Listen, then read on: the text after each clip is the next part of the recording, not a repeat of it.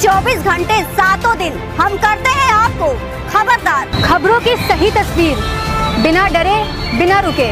जुनून सवाल अटक गई भाजपा की राष्ट्रीय उपाध्यक्ष और उत्तराखंड की सह प्रभारी रेखा वर्मा।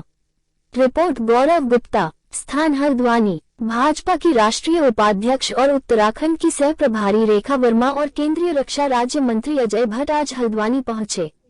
यहां पत्रकार वार्ता के दौरान उन्होंने भाजपा के महाजन संपर्क अभियान के बारे में जानकारी दी और पीएम नरेंद्र मोदी के नेतृत्व में केंद्र सरकार को 9 साल पूरे होने पर उपलब्धियां गिनाई। कहा कि इस जनसंपर्क अभियान में भाजपा का प्रत्येक कार्यकर्ता डोर टू डोर संपर्क करेगा।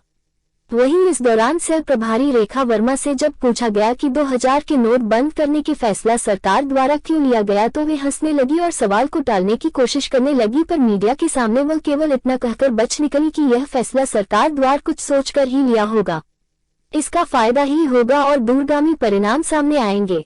वहीं उनसे जब बेरोजगारी, शिक्षा और अर्थव्यवस्था को लेकर सवाल पूछे गए तो एक बार फिर जनता को दिए गए लाभ और योजनाओं की जानकारी का हवाला देकर निकल गई। वहीं जब अगला प्रश्न पूछा गया कि क्या आने वाले लोकसभा चुनावों में 5 सांसदों का चेहरा बदल सकता है तो वे 2024 की तैयारी करने की बात को लेकर केवल इतना ही कह पाई कि अभी ध्यान केवल चुनावी तैयारियों पर है, अभी सारे सांसद तैयारियों में लगे हैं।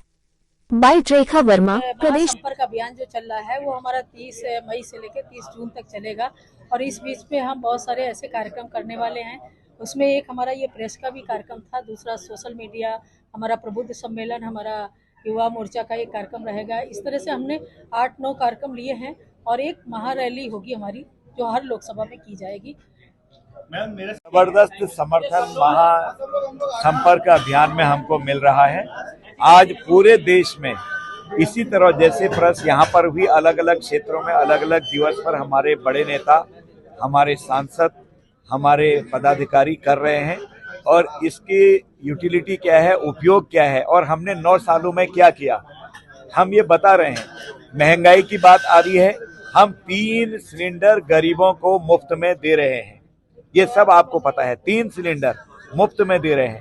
मॉर्गन स्टैनली जो वित्त के बारे में विश्व को पूरा संदेश देती है, सर्वे करती है देशों का, उसके बाद डिक्लेयर करती है कि किसकी क्या स्थिति है, उसने पहली बार भारत की तारीफ की है। आज तक कभी किसी ने भारत की तारीफ नहीं की है कि भारत की वित्तीय स्थिति बहुत तेजी से आगे बढ़ रही है।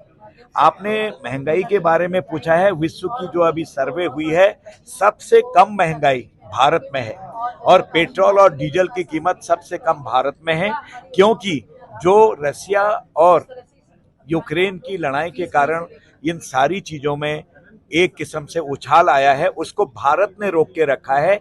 ऐसी स्थिति में भी हम विश्व की 5वीं आर्थिक स्थिति बन गए हैं, 5वीं आर्थिक ताकत बन गए हैं।